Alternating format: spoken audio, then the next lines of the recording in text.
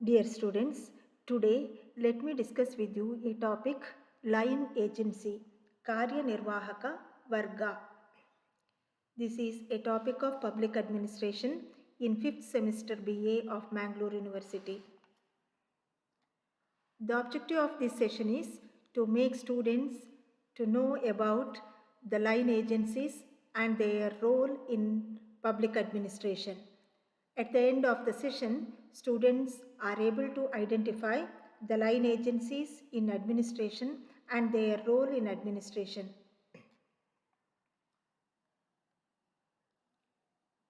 I hope you have the knowledge of organization, the working of different principles in the organization.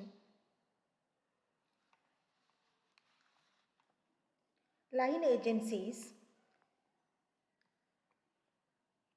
in governmental organization, the term line refers to those administrative agencies which are concerned with fulfillment of or achievement of the primary function for which organization came into existence.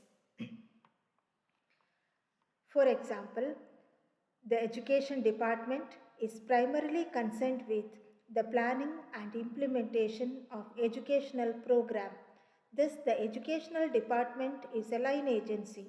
Health department, agricultural department, Indian Airlines Corporation are other examples of line agency.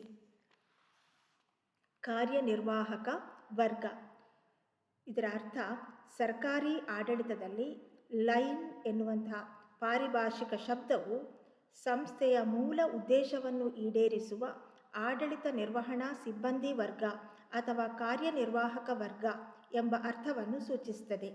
ಉದಾಹರಣೆಗೆ ಶಿಕ್ಷಣ ಇಲಾಖೆ ಮುಖ್ಯವಾಗಿ ಶಿಕ್ಷಣದ ಬಗ್ಗೆ ಯೋಜನೆಗಳನ್ನು ರೂಪಿಸಿ ಶೈಕ್ಷಣಿಕ ಕಾರ್ಯಗಳನ್ನು ಜಾರಿಗೊಳಿಸುತ್ತದೆ. ಹಾಗಾಗಿ ಶಿಕ್ಷಣ ಇಲಾಖೆ ಕಾರ್ಯನಿರ್ವಾಹಕ ವರ್ಗವಾಗಿದೆ.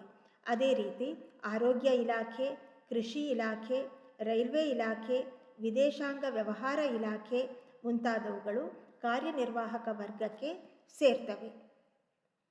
Now let us think about the definitions of line agency.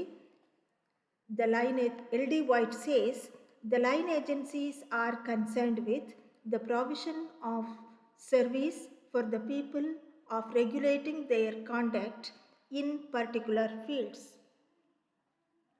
ಕಾರ್ಯನಿರ್ವಾಹಕ ವರ್ಗದ ಅರ್ಥವನ್ನು ವಿವಿಧ ಅರ್ಥಗಳಲ್ಲಿ ವ್ಯಾಖ್ಯಾನಿಸಲಾಗಿದೆ. L.D. ವೈಟ್ ರವರ ಪ್ರಕಾರ ಕಾರ್ಯನಿರ್ವಾಹಕ ವರ್ಗವು ಒಂದು ನಿರ್ದಿಷ್ಟ ರಂಗದಲ್ಲಿ ಜನರ ನಡತೆಯನ್ನು ನಿಯಂತ್ರಿಸಿ ಅವರಿಗೆ ಬೇಕಾದ ಸೇವೆಯನ್ನು ಸಲ್ಲಿಸುತ್ತದೆ.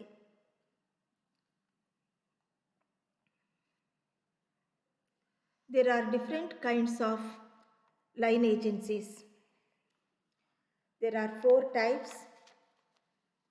They are government departments, public corporations, government companies, independent regulatory commissions.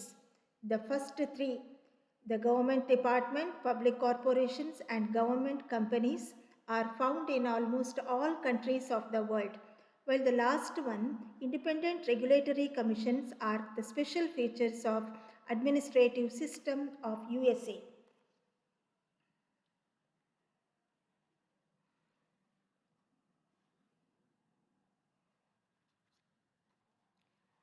Line ಕಾರ್ಯನಿರ್ವಾಹಕ ವರ್ಗದಲ್ಲಿ ಹಲವಾರು ವಿಧಗಳಿವೆ.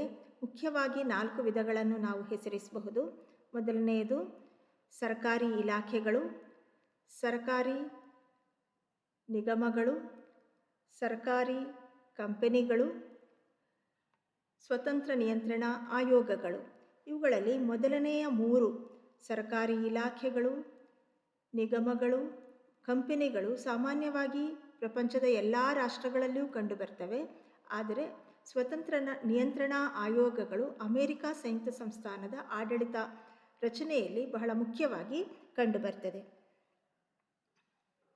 Now let us think about the characters of line agency. They directly carry out the functions of accomplishing the substantive objective of the organization. They are given authority to make decisions and issue orders and directives. They directly come in contact with the people and provide them various services, regulate conduct, and collect taxes. The line agencies are executive in nature and are subordinate divisions of operating responsibility working under the direct control, direction, and supervision of Chief Executive.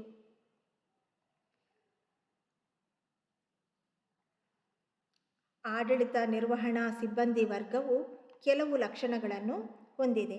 ಕಾರ್ಯನಿರ್ವಾಹಕ ವರ್ಗವು ಸಂಸ್ಥೆಯ ಪ್ರಾಥಮಿಕ ಕಾರ್ಯಗಳನ್ನು ಜಾರಿಗೊಳಿಸುವ ಸಂಸ್ಥೆಯಾಗಿದೆ. ಸಂಸ್ಥೆಯ ಈ ವರ್ಗದ ಅಧಿಕಾರಿಗಳಿಗೆ ನಿರ್ಧಾರ ತೆಗೆದುಕೊಳ್ಳುವ ಮತ್ತು ಆಜ್ಞೆಗಳನ್ನು ನೀಡುವ ಅಧಿಕಾರವಿದೆ.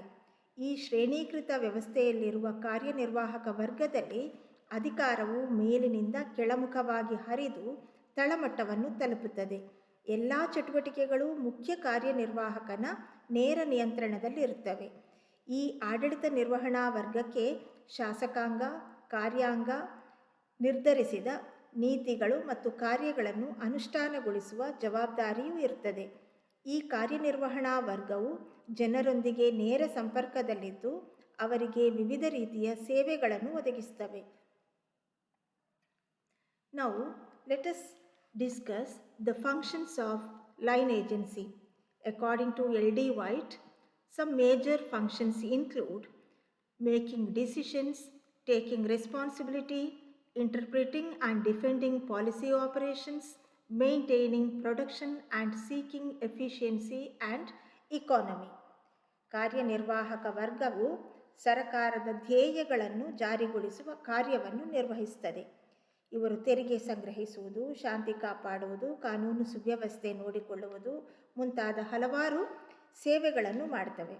L.D. ವೈಟ್ ರವರ ಪ್ರಕಾರ ಕಾರ್ಯನಿರ್ವಾಹಕ ವರ್ಗದ ಮುಖ್ಯ ಕಾರ್ಯಗಳೆಂದರೆ ತೀರ್ಮಾನ ಕೈಗೊಳ್ಳುವುದು, ಸರಕಾರದ ನೀತಿಗಳನ್ನು ವಿವರಿಸಿ ಕಾರ್ಯಗತಗೊಳಿಸುವುದು, ಜವಾಬ್ದಾರಿ ತೆಗೆದುಕೊಳ್ಳುವುದು, ಯೋಜನೆ ತಯಾರಿಸುವುದು, ದಕ್ಷತೆ ಮತ್ತು ಮಿತವ್ಯಯಗಳಿಂದ ಉತ್ಪನ್ನ ಹೆಚ್ಚಿಸುವುದು.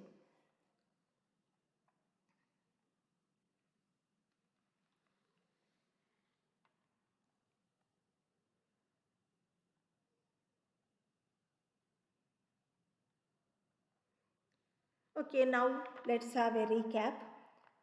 Line agencies are agencies perform primary functions of administration. The functions of line agencies are executive in nature. Decision making, taking responsibility and policy making are major functions of line agency. They regulate, conduct and collect taxes. Thank you.